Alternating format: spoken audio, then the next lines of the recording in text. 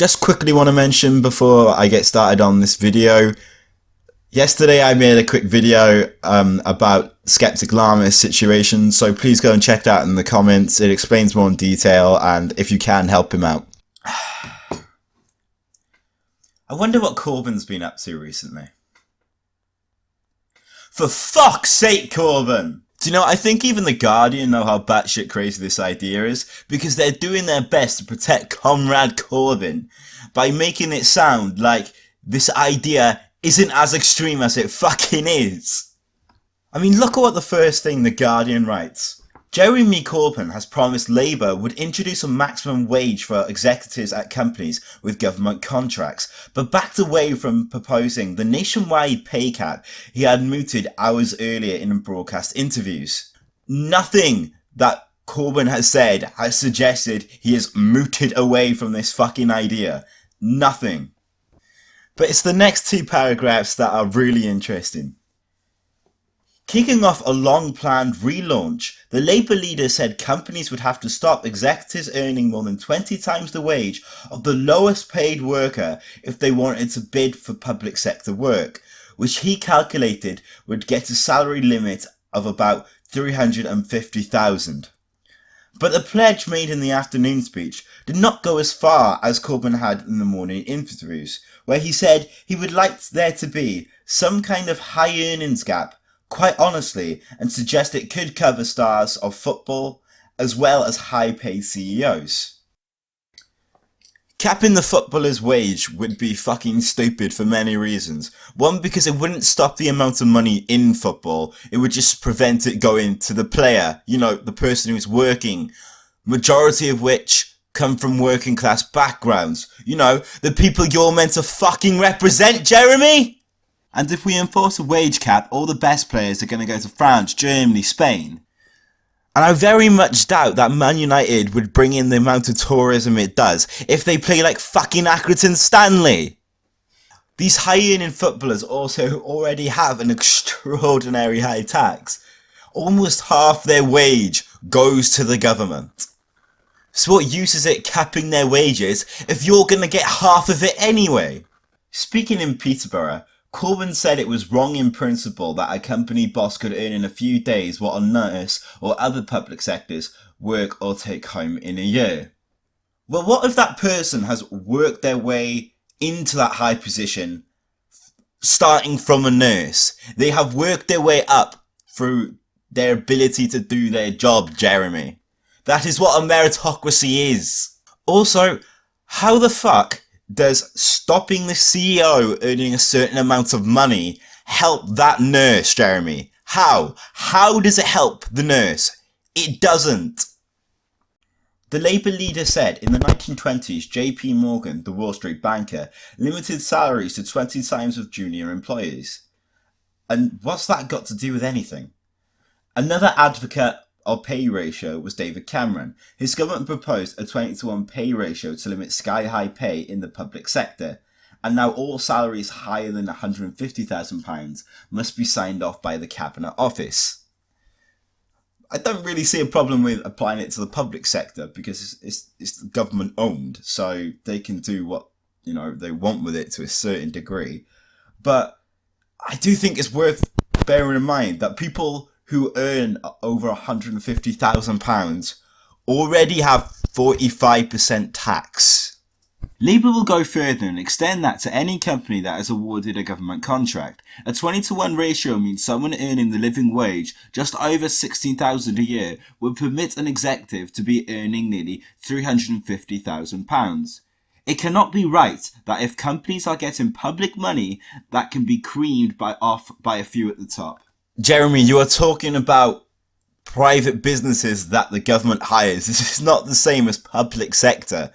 Also, I can't help but notice, but I'm pretty sure that this wage gap tax falls just and only just above your wage, so you won't be affected. It's interesting that, isn't it? If adopted by a Labour government, the Corbyn plan would mean that the bosses of public sector outsourcing would have to take a massive pay cut. Andy Parker, the chief executive of Capita, earned $2.68 million in 2015. while Ashley Amanza, chief executive of G4S, took home about 2.61 million in the same year. The average annual wage in the UK is 27,600. Again, how is putting a cap on the wages of these people who 45% of their wages already go to government for government to do with whatever the fuck it wants, help these people who have £27,600 annually? It's not the rich's fault when they already pay 45% tax that the poor are poor. It's the economic situation. It's the lack of jobs. It's not having a free and open market. Corbyn also floated a string of other ideas to tackle pay inequality, including letting workers on remuneration committees set the pay of their bosses, setting a higher rate of income tax on top 5% or 1% of incomes, or offering lower rates of corporation tax for companies that limit executive pay. Jeremy, these people already give 50% of their money to you in tax, you greedy communist bastard. The plan to tackle pay inequality is first evidence of Corbyn's relaunch, which is intended to highlight his left-wing popularism at a time when Labour is well behind in the polls. Labour figures believe that the more combative approach from Corbyn and more frequent appearance by leaders in the media could help the party harness the anti-political mood in Britain in the aftermath of the Brexit vote.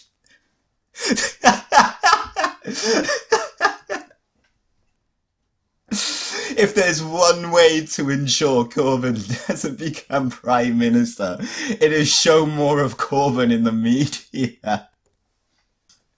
I also find the line, harness the anti-politics mood in Britain, as very interesting because people have voted anti-politics and anti-establishment, and they voted against what you wanted. They voted against the EU. They voted against this media that kept on telling them, if you vote this certain way, you're a fucking racist. They voted against people in politics who are telling them that any legitimate issues that they may have makes them racist and we don't care, all as living in nice middle class areas. Don't these idiots at The Guardian and Jeremy understand? You're part of the problem. From this point on, I'm only gonna put paragraphs in that I think are relevant, but obviously there will be a link in the description to the article if you want to check the whole thing out. Corbyn, who earns about $138,000 a year, later told Sky News he anticipated a maximum wage would be somewhat higher than that and hinted that it could cover top sports people. Hang on, didn't earlier in the article you said he said it before in the morning and then in the evening he didn't mention it, and now you're saying he later told Sky News? It's almost like you're lying. Not when you take into account the amount of money they bring in. They are paid based on the amount of money that they make for the club. They are paid proportionate amount of money to what their value is to the club, Jeremy. There's nothing wrong with that. Some salaries to very high earning top executives are utterly ridiculous. Why would someone need to earn more than 50 million a year? Jeremy, if someone earns 50 million a year, almost 25 million of that goes to the government. You fucking imbecile. I love how he's trying to paint these people as greedy. Yet you're the one who wants to take away more of their money when we already almost take 50% of their fucking money. A number of Labour MPs were subsequently reluctant to endorse the idea, including the Shadow Energy Secretary, Barry Gardner, who said it was not something he would personally favour, whilst the Shadow Work and Pensions Secretary, David Abrams, said it was a proposal rather than an idea. Well, thank fuck for that. Some people in Labour have still got their common fucking sense. So, why has this latest example of why Corbyn is the most unpopular and most unelectable Labour MP that we could possibly have. Well, I think Patrick McLaughlin, the Conservative Party chairman, hits this on the head perfectly. He said, today he showed that Labour simply will not take control over immigration by saying that he does not rule out keeping freedom of movement. I think that's exactly why this story has come out, because the talk was meant to be about immigration. It was meant to be about Brexit. But Corbyn knew, and Labour knew, that what they were going to say was going to be massively unpopular, particularly with the working class that they're meant to represent. And people are fed up of being called fucking racist because they want a different immigration system.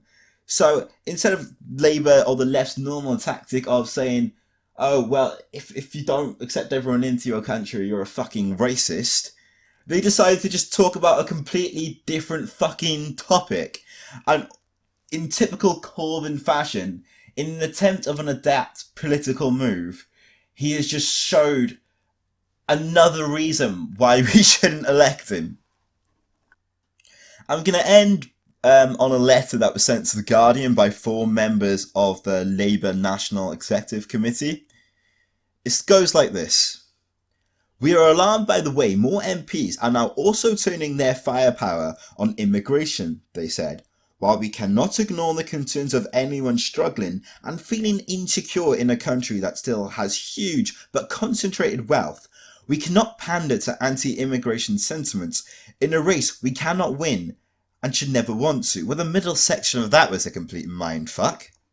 Well, if I understood the middle section correctly, the part where it says, while we cannot ignore the concerns of anyone struggling and feel insecure. When I first read that, that seemed to be suggesting to me that they were going to talk about, they were saying that they can't ignore the legitimate concerns that people, particularly the working class, have about immigration. But then they go and completely change the topic of conversation, as Corbyn did earlier, by then talking about the wealthy and the rich. And it does make me laugh, because the left at the moment and the Labour Party in Britain, or the Corbynettes, they always say people scapegoat the immigrants, but they always scapegoat the wealthy. Everything is the fault of the wealthy. It's got nothing to do with the economy not being fluent and not being open. It's because these people have money.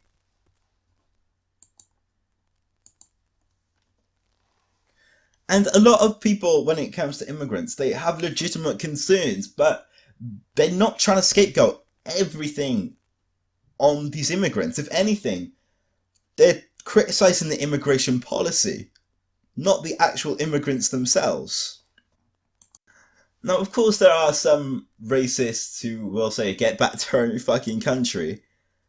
But let's not try and point this as the majority, because it's fucking not. Believe it or not, most people aren't fucking racist. But you can't deny that there is a significant minority in certain groups, and yes, I am talking about Islam, that causes problems. I mean, look at all the problems people on the continent have been having. Not even just to do with terrorism, but to do with social issues. This is a significant minority. A minority, but a significant one, that needs to be addressed. And Corbyn and his cult followers, they will not address this issue. They will either deny it outright, or they will just point at something else and say, oh, but that's more of an issue, so we're not going to deal with this issue. And the fact that you'll deny any social problems that this will bring, or the fact that you deny that immigration puts any extra pressure on the public sector, even though simple understanding of numbers will tell you it does, or the fact that you're not worried of the concerns of the people who are saying, look, the job market is already difficult enough without adding more people to it. The fact that you don't see that just shows that you are out of touch with the working class, which is why, Jeremy, you will inevitably lose. If you like this video, please like, subscribe, leave a comment, share on social media. It really helps the channel a lot, and I shall see you next time.